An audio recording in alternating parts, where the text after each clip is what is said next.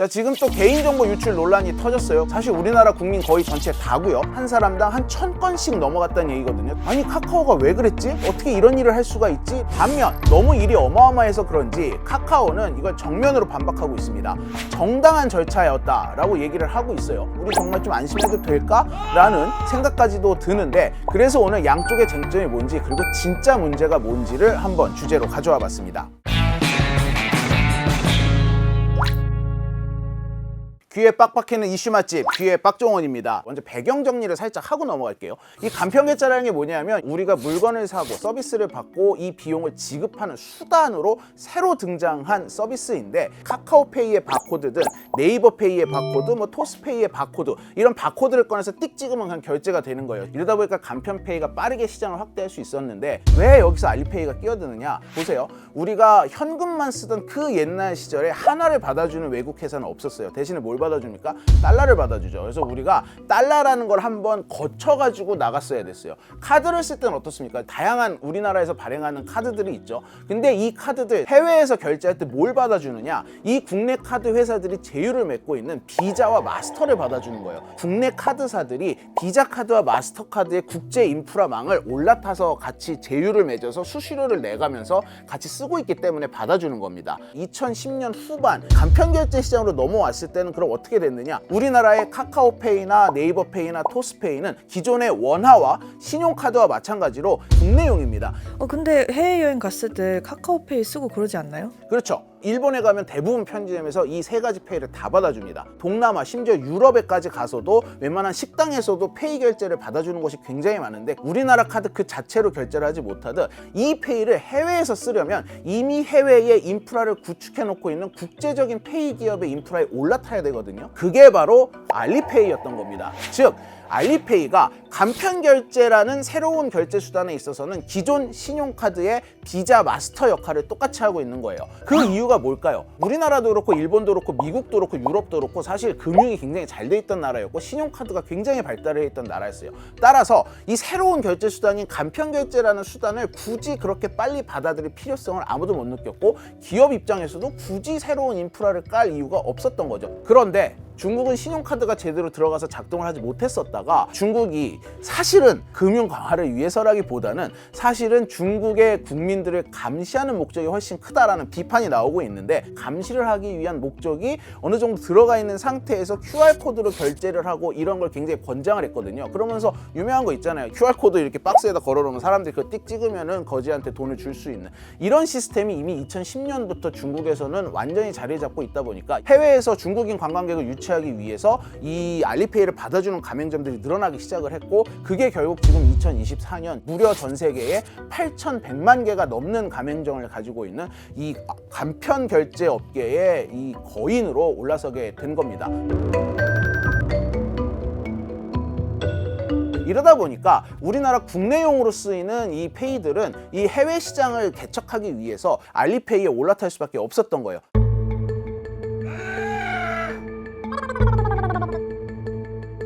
이번에 금융감독원의 이 보도자료를 자세히 보면은 두 가지 문제가 혼재가 돼 있어요. 하나는 4,045만 명의 개인 정보를 동의를 받지 않고 넘겼다 라고 돼 있고요. 두 번째는 해외에서 직접 결제를 한 고객들의 정보가 필요 이상으로 많이 넘어갔다, 이렇게 두 가지 문제를 삼고 있습니다. 이게 좀 굉장히 심각해 보이는데 1번과 2번을 좀 뜯어서 볼 필요가 있어요. 자, 먼저 첫 번째 것부터 한번 볼게요. 이 문제의 발단은 사실은 알리페이 이전에 애플의 앱스토어부터 시작이 됩니다. 우리가 보통 앱스토어에다 우리 결제 수단에 등록을 해놓잖아요. 게임머니 살 때라거나 뭐 유료 앱을 구매할 때라거나, 특히 애플의 앱스토어 같은 경우는 여기서 아이폰도 팔고 맥북도 팔고 자기는 물건도 팔거든요. 이런 거를 살 때 내가 미리 입력해 놓은 결제 정보에서 돈이 빠져나갑니다. 거기에 모두 등록을 해놓을 수 있느냐? 카카오페이도 결제 수단으로 등록을 해놓을 수 있어요. 그런데 이게 사실 우리나라 페이 업체들의 시스템이 글로벌적인 스탠다드로 인정받지 못하고 있다고 말씀을 드렸잖아요. 그런데 어떻게 애플이라는 엄청나게 거대한 마켓이 이 카카오페이를 받아줬을까요? 조건이 있었습니다. 앱스토어가 이전부터 알리페이 같은 경우는 정식으로 자기네 물건을 사는 결제 수단으로 사용할 수 있게끔 받아주고 있었는데 카카오페이 니네는 모르겠고 알리페이랑 손잡고 같이 들어오면 받아줄게 이렇게 됐던 거예요. 그래가지고 카카오페이로 결제를 하는 우리나라 고객들의 정보는 그대로 알리페이를 거쳐서 애플로 들어가게 된 겁니다. 자, 그런데 문제는 우리나라에서 아이폰을 쓰는 사람들, 그리고 이 중에서도 내가 카카오페이를 애플 앱스토어에 등록을 해서 쓰는 사람들은 사실 4,045만 명 턱도 없이 모자랄 겁니다. 뭐 100만 명 정도밖에 안 될 수도 있어요. 이 부분에 있어서는 카카오는 애플이 요구를 했다라고 하고 있어요. 카카오가 가지고 있는 신용정보 시스템이 글로벌 스탠다드가 아니라 애플이 인정을 해주지 않기 때문에 알리페이의 신용정보 산출 시스템을 이용을 해서 카카오페이 고객들의 신용정보를 애플에 넘겨줘야 된다라고 얘기를 하고 있고요. 해외 거래는 실시간 계좌 이체가 안 됩니다. 그래서 신용 거래를 할 수밖에 없는데 그러면 나중에 신용카드 요금 안 내고 도망갈 수 있잖아요. 그 신용 지수에 해당하는 NSF 스코어를 산출해서 그걸 믿고 거래를 승인해 주는 거죠. 그러기 위해서 제공한 정보들이 있습니다. 구체적인 거래 내역은 아닙니다. 출금과 충전에 관한 정보들을 포함한 정보를 이제 알리페이에다 제공을 하고 알리페이는 그걸 가지고 소위 NSF 스코어를 산정해서 애플에 제공했던 거죠. 자, 여기까지도 금감원이 문제 삼는 본질이 아닙니다. 왜 4,045만 명 다 넘겼어? 이것보다도 동의를 받았냐 안 받았냐 이게 이제 진짜 문제인데 이 부분이 조금 복잡해요. 카카오페이와 알리페이의 관계를 어떻게 보느냐가 갈린 거예요. 금융감독원은 카카오페이와 알리페이가 서로 제3자라고 보고 있는 거고요. 카카오페이는 자신들과 알리페이는 애플에 결제를 하기 위한 위탁과 수탁을 주고받는 관계라고 보고 있는 겁니다. 한 기업이 고객의 정보를 넘기는 경우는 두 가지 경우가 있어요. 먼저 위수탁 관계가 뭔지부터 살펴볼게요. 사업을 할 때 거의 대부분의 나라가 마찬가지입니다만 혼자 힘으로 모든 일을 다 할 수 있는 기업은 거의 없어요. 내 일을 위탁을 주고 이걸 수탁을 받는 업체들이 수많이 끼어 있습니다. 우리가 인터넷 새벽 배송을 시켰다고 생각을 해볼게요. 고객이 주문한 물건을 그날 새벽에 배송을 해주기 위해서는 배송업체가 있어야 됩니다. 그리고 돈을 지불함에 있어서 피지업체가 끼어 있죠. 그 다음에 고객센터가 또 외주를 주고 있습니다. 그런데 나는 A라는 인터넷몰에 회원가입을 했지 이 밑에 있는 이 수많은 다른 업체들과 일일이 회원가입을 하면서 고객정보 동의를 한 게 아니란 말이죠. 만약에 이거를 일일이 고객정보 동의를 해야 된다라고 법으로 규정을 해놓는다면 어떤 일이 벌어질까요? 동의.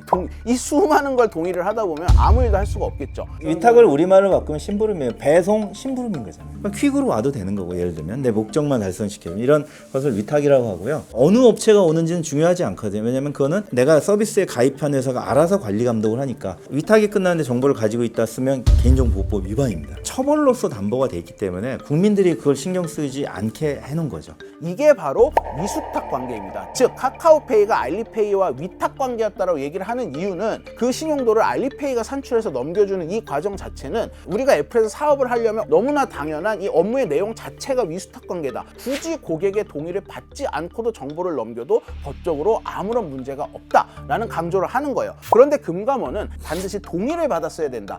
이 알리페이는 제3자이기 때문이다. 라고 주장을 하고 있는 거죠. 자, 제3자는 말 그대로 제3자예요. 물건을 배송해주는 이 일련의 과정에 들어있지 않은 사람입니다. 예를 들면 보험회사 이런 데가 주로 많죠. 그래서 우리가 약관 동의할 때 마케팅 정보를 넘겨도 되면 동의하십니까? 괄호하고 선택. 이거는 우리가 체크를 안 해도 회원가입을 할 수 있잖아요. 이런 게 바로 제3자에게 넘기는 이 내 개인정보에 대한 동의입니다. 금융감독원은 너네들의 계약서를 뜯어봤는데 피지사로서의 계약에 대한 문구만 있지 개인 신용정보 산출을 알리페이에게 위탁을 하겠다라는 문구가 없다. 두 번째는 위수탁이라는 이 관계가 성립이 되려면 위탁을 주는 원청업체가 수탁을 받는 하청업체를 관리 감독을 할 수 있어야 된다. 한 번 알리페이로 넘어간 정보가 어떻게 쓰이는지 카카오 니네가 검증을 할 수가 없잖아. 그런데 어떻게 이걸 위수탁이라고 할 수 있냐? 라는 얘기를 또 하고 있는 거예요. 이 부분이 굉장히 첨예하게 맞서고 있습니다. 앞으로 요즘 법원의 법정 싸움까지 가가지고 결론이 날 걸로 보여요.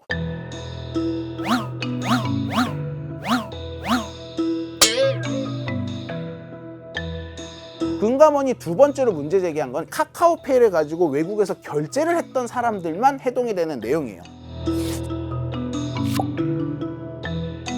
고객이 산 물품의 결제를 위해서 알리페이는 카카오페이로부터 이 고객의 정보를 받아갑니다. 그러니까 여기 포함된 게 뭐 카카오 아이디, 이 물건을 구매한 일자, 물건을 구매한 뭐 장소, 이런 여러 가지 정보가 넘어간 거예요. 근데 이거에 대해서는 금감원은 너무 과도한 정보가 넘어갔다. 궁금한 게 카카오페이처럼 넘어간 그런 똑같은 양의 정보가 신용카드를 해외 결제할 때도 비자나 마스터로 넘어가나요? 그렇죠. 주문 정보에 총액만 넘기면 되는데 왜 개별 개인이 특정되는 형태로 넘겼냐라는 거예요. 이 부분은 저는 좀 더 규명이 돼야 된다고 보는 게, 경유지 항공기를 이용할 때 내 고객 정보가 전달이 돼야 됩니까? 안 돼야 됩니까? 돼야죠.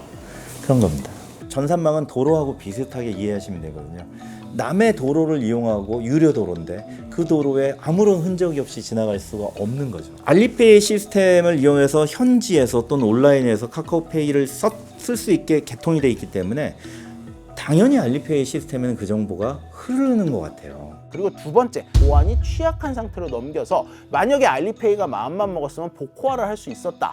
그래서 이거 이제 문제를 삼고 있어요. 자, 이거에 대해서 카카오페이는 이게 2018년도 기술이라 해도 이 암호화 기술이 공식적으로 뚫린 적은 없다고 해요. 우리나라 법에 반드시 암호화를 할 때는 무슨 기술을 써라라고 명시가 돼 있지 않거든요. 이러다 보니까 무슨 기술을 쓸지는 뚫리지만 않는다면 그거는 뭐 그 기업의 마음이니까 이 암호화 기술을 쓴 이 자체는 법적으로 문제될 게 없어 보인다. 2018년 그 당시에는 굉장히 강한 암호였고 지금에서는 좀 더 공격 기술이 발전됐기 때문에 약해졌지만 안정성에서는 문제가 없거든요. 이게 막 다 뚫렸다. 그런 건 아니에요. 문제는 우리 정보가 근래 알리 쪽으로 갔는데 제대로 관리 감독을 못하지 않느냐, 이런 우려가 있지 않습니까? 이론적으로는 복호화가 안 되는데 복호화하려고 무슨 시도를 하는지, 이런 거에 대해서 한번 협력 채널을 이용해서 한번 관리 감독을 한번 현지에 가서 할 필요는 있을 수도 있습니다. 이런 우리나라의 카드사들도 비자나 마스터를 관리 감독했나요?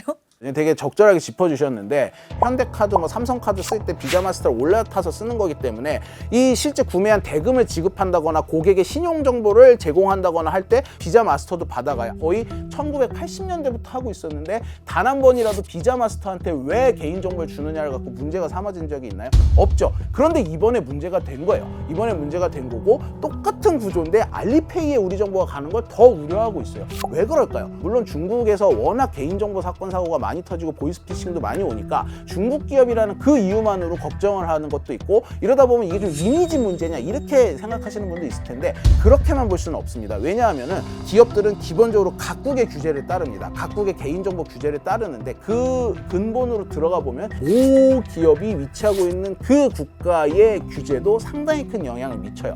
중국 같은 경우는 일단 기본적으로 개인정보 보호에 대한 규제가 미국과 비교해서 훨씬 허술합니다. 규제 자체가 미흡한 데다 중국은 뭘 가지고 있느냐?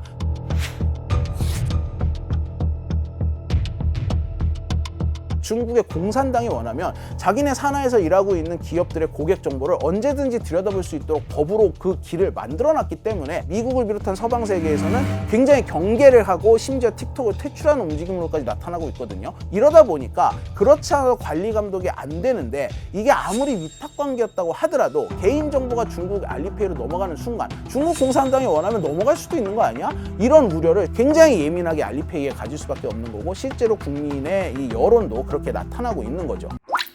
법적으로 따져봤을 때 크게 문제가 되지 않는다라고 결론이 나온다 할지라도 불안해서 계속 쓸 수 있겠어라는 식으로 흘러갈 수도 있겠다는 생각이 들거든요. 그렇죠. 이게 사실 법적으로 누가 맞고 틀리냐의 결론과는 별도로 국민 감정이라는 걸 또 카카오페이는 넘어야 될 겁니다. 문제는 이 간편페이가 중국의 알리페이 없이는 세계로 뻗어나갈 수 없다라는 점이에요. 애석하게도 지금 현실이 그렇습니다. 이번 일을 계기로 완전히 우리나라 이 3대 페이 업체들이 알리페이와 결별을 한다면 해외에서 사용하는 간편결제 사업에서 철수를 한다는 얘기나 마찬가지거든요.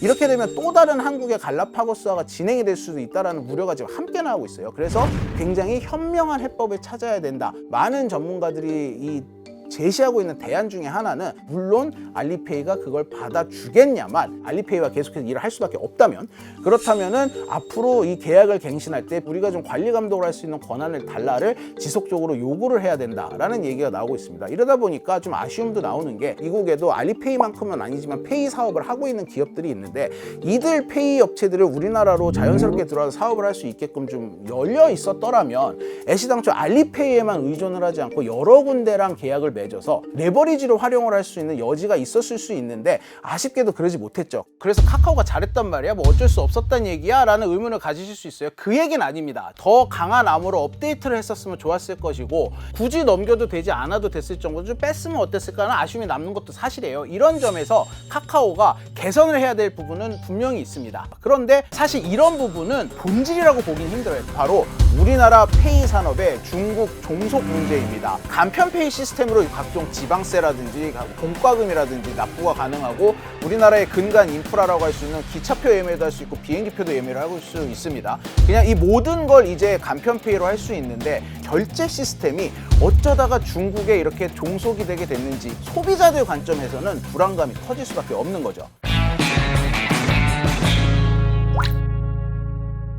귀에 빡빡히는 이슈 맛집, 귀의 빡정원입니다. 오늘은 카카오페이의 이 개인정보 유출 문제, 이런 문제를 넘어서 근본적인 우리나라 결제 산업의 문제가 무엇인지에 대해서 얘기를 해보려고 합니다. 네이버페이, 카카오페이, 그리고 토스페이, 뭐 이 네카토라고도 불리는데, 이 3대 이 대규모 페이 산업이 중국의 알리페이와 모두 기술 협정을 맺고 있습니다. 알리페이는 지난 시간에도 말씀드렸지만 전 세계 최대의 이 간편 결제 시스템을 보유하고 있는 회사입니다. 전 세계 8,100만 개 가맹점을 가지고 있고, 1년에 이 애플페이에서 처리되는 금액이 6조 3천억 달러 정도라고 하거든요. 그런데 알리페이에서 처리되는 금액이 6조 달러 정도입니다. 세계 경제 최강이라는 미국의 소비자 거의 대부분이 활용을 하고 있는 이 애플페이가 알리페이랑 거의 비슷한 수준의 이 금액을 처리한다는 점에서 봤을 때 중국의 알리페이가 얼마나 막강한 영향력을 가지고 있는지 알 수 있습니다. 이러다 보니까 세계 시장에서 아직 이름을 알리지 못하고 있는 무명이나 다름없는 한국의 네이버페이, 카카오페이, 토스페이는 알리페이망에 올라탈 수밖에 없었다라는 점을 지난주에 설명을 해드렸죠. 이런 식의 기술 협정을 맺고 있는데, 여기서 조금 더 들어가 보면 카카오페이와 토스페이 같은 경우는 엔투그룹이 대주주로 경영에 참여를 하고 있어요. 카카오페이 같은 경우는 초반에 이 엔투그룹의 지분이 40%가 넘었었거든요. 근데 이거를 이후에 대량 매도를 하면서 지분율이 낮아져 있는 상태입니다. 양사 합쳐가지고 엔투그룹이 쓴 돈이 뭐 한 4천억에서 한 5천억 사이 정도 되거든요. 이 엔트그룹의 모기업인 알리바바 입장에서 보면 사실 굉장히 푼돈이죠. 이 정도 푼돈을 가지고 우리나라의 주요 결제 산업을 하고 있는 두 페이 회사를 사실상 장악을 한 겁니다. 중국 자본이 우리나라 토스페이먼트나 카카오페이에 투자를 하기로 했다라는 기사를 찾아보면 불과 몇 달 전까지만 해도 대부분이 환영하는 내용의 기사들이었어요. 투자금의 국적이 어디 있습니까? 우리나라의 페이 기업이 뒤늦게라도 이 중국이라는 거대 자본의 투자를 받아서 세계 시장으로 나가서 세계 기업들과 경쟁을 할 수 있는 발판이 마련이 된 거거든요. 이 과정은 계속해서 환영을 받고 있었고 장려할 만한 일이었던 건데, 이게 이번에 개인정보 유출 사건과 엮이면서 이 중국이라는 점이 점점 부각이 되고 있는 거죠.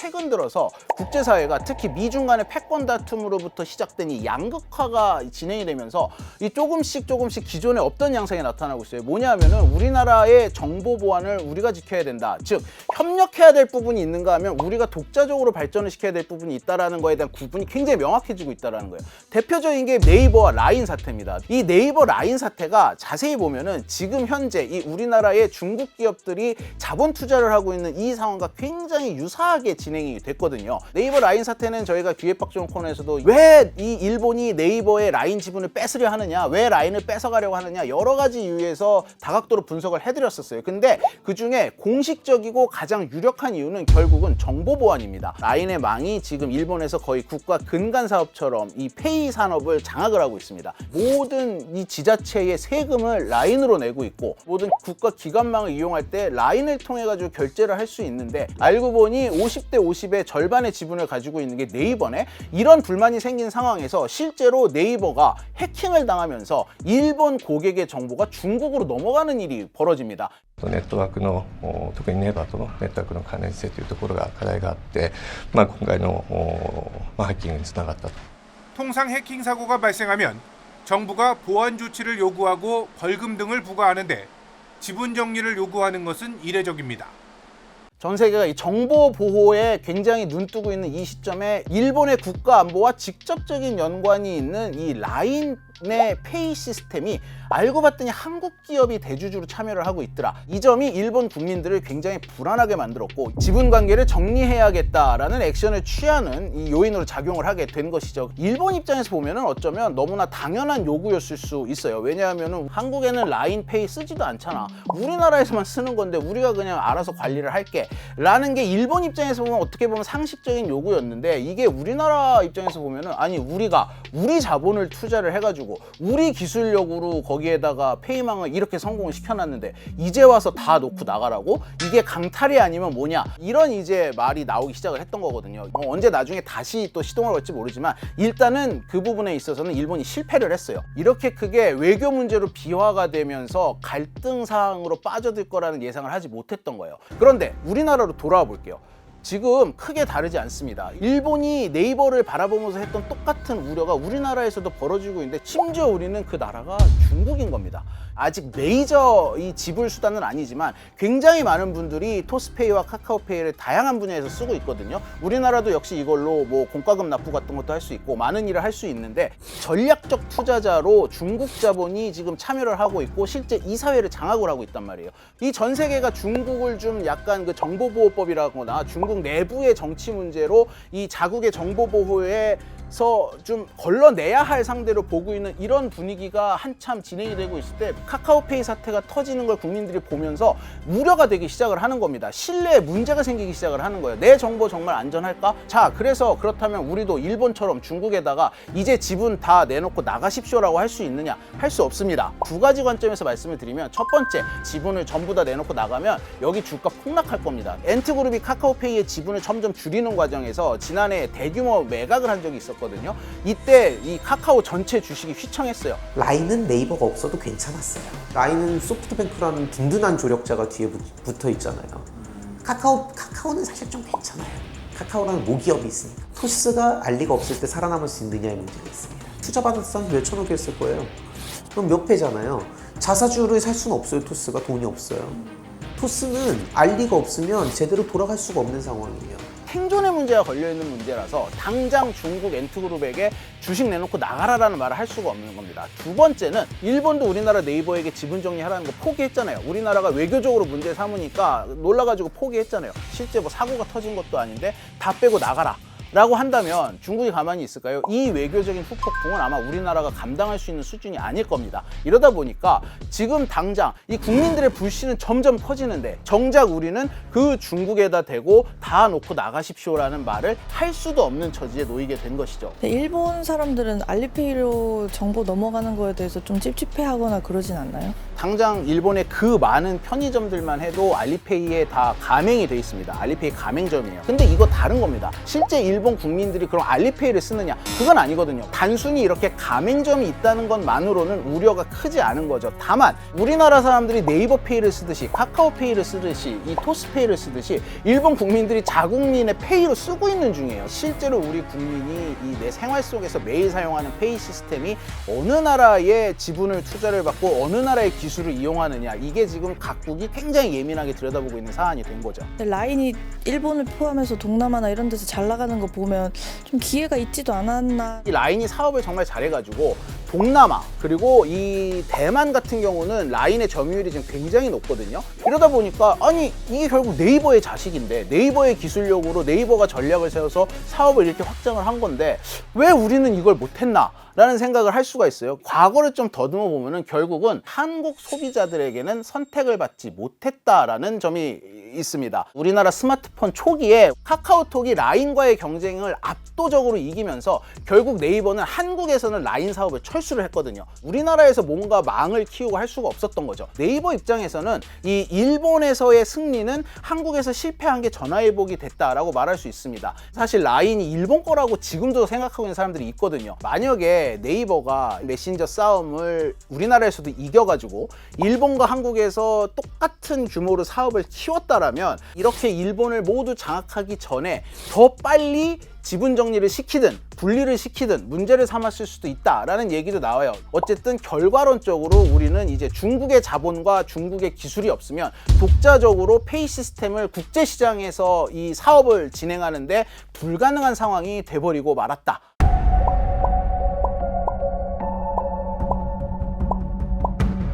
우리나라가 이 IT 강국이란 말이 항상 나왔었잖아요. 이 스마트폰을 아시아권에서 가장 먼저 사용한 나라고, 전 세계 IT 기업의 테스트베드고, 이게 모든 게 우리나라가 다 우위를 점하고 있는 걸로 보였는데 이 한참 우리보다 후발주자라는 중국이 그 시장을 다 먹었습니다. 핀테크에서 어떻게 이렇게 뒤처지게 됐을까? 이 부분이 상당히 궁금해질 수밖에 없는 지점이거든요. 이번에 제가 취재를 하면서 만난 수많은 전문가들이 전부 다 한 목소리로 말하는 문제점이 있었습니다. 바로 우리나라 금융당국의 과도한 규제 때문이다, 이런 얘기를 했거든요. 혹시 공인인증서 그때부터 뭔가 잘못됐나요? 그렇죠. 사실 공인인증서 말도 안 되는 시스템이거든요. 이 한국의 갈라파고스다, K 갈라파고스 뭐 이런 말 나오잖아요.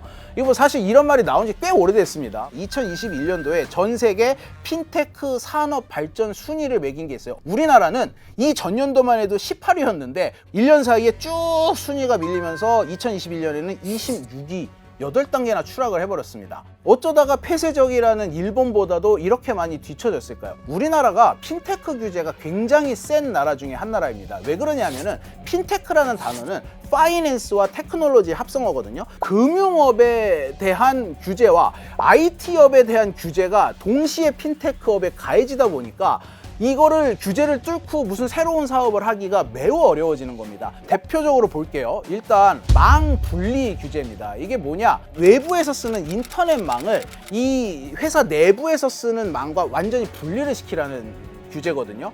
이 핀테크는 모든 게 인터넷망으로 되잖아요. 오프라인망이 없잖아요. 근데 내부망과 외부망을 완전히 철저하게 물리적으로 분리를 시키라라고 규제를 하고 있다 보니까 고객의 정보를 받은 걸 클라우드에 올려놓고 서비스를 해야 되는데 이 클라우드망을 이용할 때부터 굉장히 힘들어지게 되는 거고, 금융상품을 개발하는 사람이 이걸 온라인에 띄울 때 망이 분리가 돼 있다 보니까 어려워지는 거예요. 핀테크가 나온 이유가 뭡니까? 기존에 있던 금융보다 훨씬 빠르고 간편하고 손쉽게 이용하는 게 모토잖아요. 그런데 이런 이점을 하나도 가져갈 수가 없게 되는 거죠. 이러다 보니까 외국의 이 유수의 핀테크 업체가 우리나라에 들어오는 걸 꺼려합니다. 우리나라 지금 보세요. 구글페이도 안 들어와 있죠. 애플페이도 이제 와서 현대카드가 들어왔다고 하지만 사실 되는 곳이 거의 없습니다. 규제 때문이다라고만 보기는 힘든 부분이 있지만 알리페이 같은 경우도 사실 우리나라에 들어오려다가 우리나라 기업의 주주 형태로 참여하는 전략을 취한 이유가 해외 기업인 알리페이, 엔트그룹이 이 페이 업계에 직접 뛰어드는 거를 우리나라가 규제로 막았기 때문입니다. 이런 식의 핀테크 규제가 너무 무겁다 보니까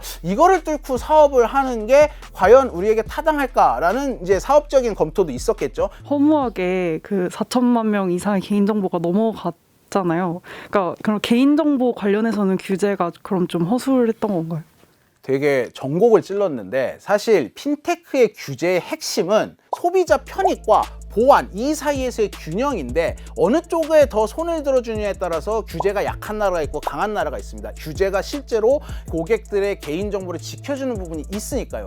그런데 지금 이번에 봤듯이 그러면 뭐합니까? 우리나라 보안 사고가 어제 오늘 일입니까? 핀테크 자체가 발전을 하지 못할 정도로 보안을 겹겹이 쌓아서 찍어 누르고 있다는 지적이 나오는데, 이런 식으로 10여 년이 지나고 나서 이제 와서 보니 우리나라가 어느새 우리나라 자체 기술을 개발하지 못하고 중국의 종속이 돼 있더라. 그렇게 우려했던 보안 문제도 그냥 다 터지고 있더라. 무엇을 위한 규제였느냐, 이런 얘기가 나오는 거죠. K 갈라파고스, 한국 갈라파고스는 사실 뭐 이런 전문가 집단뿐만 아니라 그래서 정부에서도 규제를 개혁하겠다, 벌써 몇 년째 계속 이 얘기가 나오고 있잖아요. 그런데 정작 규제를 타파한다고 약속해줘 놓고 아직도 안 하고 있다라는 볼멘 목소리가 나오고 있거든요. 이러다 보니까 한국 핀테크는 곧 고사할 수도 있다, 이런 얘기까지 나오고 있습니다. 이런 상황에서 개인정보를 왜 이렇게 허술하게 관리했냐라고 지적을 하면서도 중국과의 지분관계 정리해라, 중국과의 망 이용을 끊어라 라는 얘기는 정부에서도 하지를 못하는 겁니다. 사실 딴 데로 갈아타도 똑같은 문제가 그대로 있을 거예요. 그렇죠. 다만 이미지가 국가가 어느 나라 거냐에 따라 그렇죠. 이미지의 그 차이일 뿐이지 뭐 똑같은 위험이 또 닥칠 수 있어요. 페이스북이 결제 시스템을 도입한다 그랬을 때 유럽에서 난리가 났었어요. 안 된다. 너의 그 정보 다 공개해라. 어디다 쓰는지 확인시켜줘라. 미국 기업들은 미국 본토의 규제가 훨씬 더 강하기 때문에 상대적으로 개인정보를 남발하지 않을 거라는 기대감은 분명히 존재하나 확인을 못하는 건 마찬가지입니다. 검증을 못하는 거는 마찬가지 문제라는 게 이제 첫 번째 고려사항인 거고요. 두 번째 고려사항이 자기네 페이 플랫폼을 개발할 수도 있어요. 알리를 안 쓰고 그렇게 되면은 결제 비용이 올라가겠죠. 처음에 그걸 안 했던 이유가 비용이 올라가서거든요. 그럼 결제 비용이 올라가면 그거는 소비자들이 감당을 해야 되는 거죠.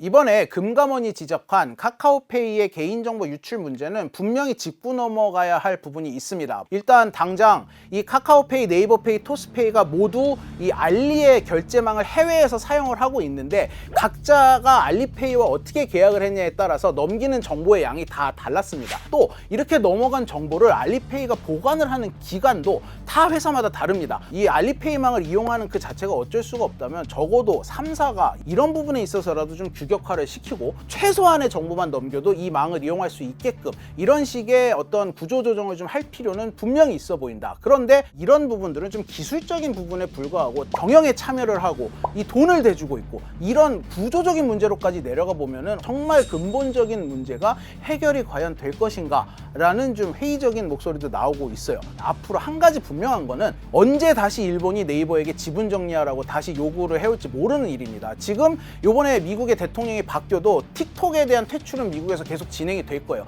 결국은 전 세계가 이 IT 산업으로 인한 이 자국의 정보가 유출되는 것을 막기 위해 안간힘을 쓰고 있는 이 국제 정세 속에서 우리나라가 이 중국과의 밀접한 결제 시스템의 종속 관계를 어떻게 현명하게 해결을 해나갈 수 있을지 이 부분이 굉장히 앞으로 좀 지켜봐야 할 부분이 아닐까 싶습니다.